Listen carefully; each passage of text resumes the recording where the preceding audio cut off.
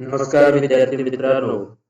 यशवंतराव चव्हाण मुक्त विद्यापीठाचा आपण BA तिसऱ्या वर्षातील इतिहास विषयाचा अभ्यास करत आहोत. यामध्ये हिस्ट्री 280 या कोडचा तुम्हाला एक विषय आहे. त्या विषयामध्ये प्राचीन भारताचा इतिहास समाविष्ट आहे आणि या विषयातील आपण पुस्तक दुसरं आणि त्यातील प्रकरण पहिलं पाहणार आहोत. या प्रकरणाचं नाव आहे भारतीय गणराज्ये आणि महाजनपदे. विद्यार्थी मित्रांनो, याच्या पहिल्या पुस्तकामध्ये प्राचीन भारतातील संस्कृती विषयीची माहिती आपणास दिलेली आहे. या दुसऱ्या पुस्तकात जे आपण पाहत आहोत त्यामध्ये राजकीय स्थित्यांतरे कशा पद्धतीने झालीत याविषयी माहिती दिलेली आहे. खरं पाहिलं तर हा इतिहास खूप मोठा आहे आणि प्रदीर्घ आहे, परंतु विद्यापीठाने तुम्हाला तिसऱ्या वर्षासाठी परीक्षेसाठी जो अभ्यासक्रम पुस्तकामध्ये दिलेला आहे त्या संदर्भात आपण माहिती पाहत आहोत. आता पहिली गोष्ट, राजकीय स्थित्यांतरे म्हणजे काय, की या भारतामध्ये कशा पद्धतीने समाजामध्ये सत्ता स्थापन होण्यास सुरुवात झाली, कशा पद्धतीने ते पूर्वीचं प्रशासन होतं या संदर्भाची माहिती याच्यामध्ये दिलेली आहे. आणि यामध्ये आपण जे पहिलं प्रकरण सांगितल्याप्रमाणे गणराज्य आणि महाजनपदे याची आपण सुरुवात करत आहोत. याची प्रस्तावना पाहता असता पहिली गोष्ट आपण लक्षात घेऊया की वेद वाङ्मय. वेद म्हणजे काय आहे, तर वेद एका साहित्याचं नाव आहे. हे एक साहित्य आहे की अत्यंत जुन्या प्रकारचं साहित्य याला मानलं जातं. याचा अर्थ आहे वीद म्हणजे जाणणे आणि या धातूवरून वेद या शब्दाचा अर्थ तयार झालेला आहे, ज्याचा प्रत्यक्ष अर्थ ज्ञान असा होतो.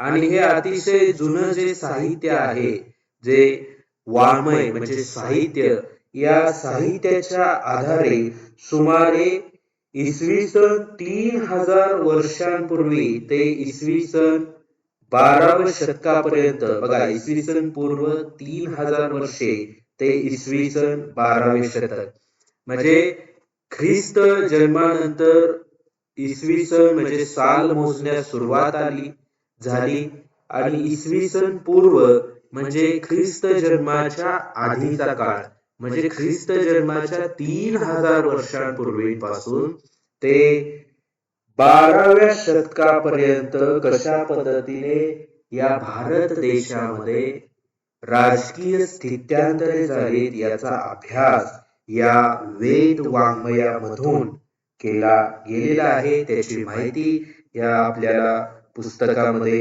दिली गेलेली आहे. या वेद वाङ्मयामध्ये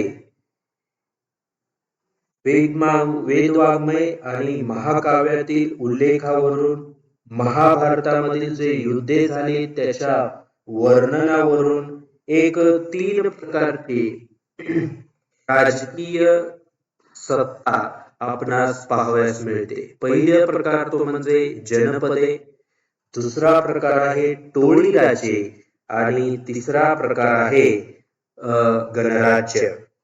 जन म्हणजे काय, जनपदे म्हणजे काय, तर याच्या पहिल्या अक्षरावरूनच आपणास लक्षात येतं. जन म्हणजे लोक किंवा एक प्रकारची जमात, म्हणजे विशिष्ट प्रकारच्या समाजाच्या समूहाने तयार केलेले एक प्रकारची छोटीशी राज्य किंवा वसाहती म्हणजे जनपदे.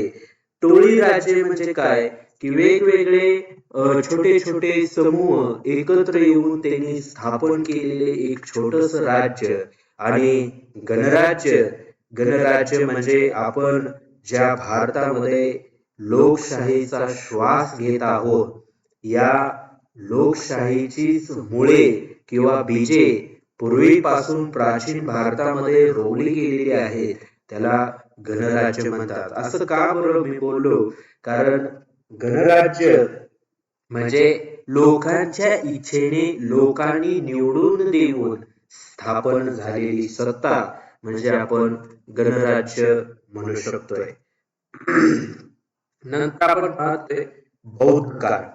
आता हे बौद्ध काळ काय आहे, तर या बौद्ध काळामध्ये खरा राजकीय बदल कशा पद्धतीने घडून आला ह्याविषयी या बौद्ध काळामध्ये आपण किंवा त्या वेळेमध्ये आपण पाहतोय. इसवी सन 6 पूर्वामध्ये राजसत्तांचा बघा, या बौद्ध काळामध्ये इसवी सन 6 पूर्वमध्ये पहिली गोष्ट घडली ती म्हणजे गणराज्यांचे प्रभुत्व वाढले.